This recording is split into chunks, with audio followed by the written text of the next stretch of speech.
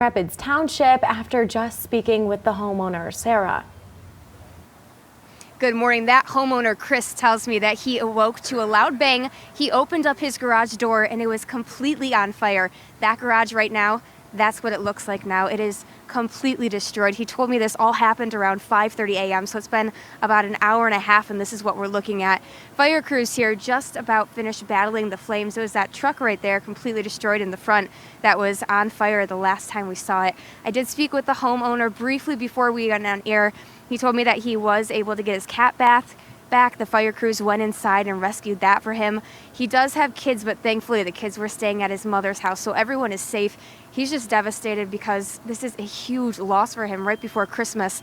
He was just inside the house last night wrapping up those Christmas presents, so it's going to be a lot for him to deal with. But joining us right now, I do have the sergeant from the Grand Rapids Township Fire Department. Hey, good morning. Good morning. How are you? We are doing all right. It's obviously been a very eventful morning for you guys. Can you tell us from your perspective what exactly unfolded this morning?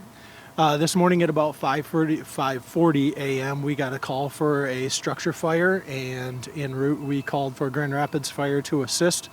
We had a Grand Rapids Township firefighter who lives in the area who gave an initial report, and he stated that the fire was fully involved.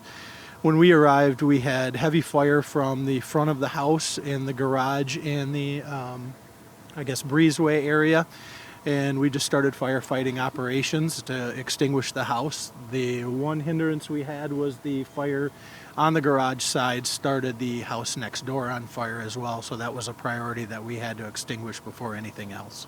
We did speak to some of those neighbors, a lot of them all gathering around and supporting each other now. I mean, you guys were actually able to go inside, though, and you were able to even rescue his cat.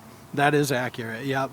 We had Grand Rapids Fire Department did a great job extinguishing the fire from the interior, and they searched the house, and then we also had a crew that did find their cat.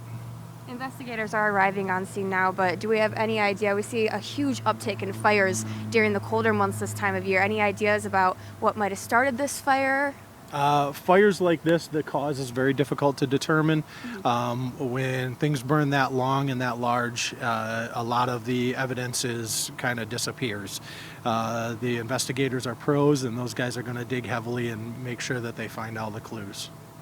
Gotcha. We appreciate that. And really quick for homeowners, we were just chatting, a huge uptick in fires during the colder months. Do you have any tips or something that homeowners should keep an eye out for? Because the owner of this home, he tells us he had no idea how this could have started.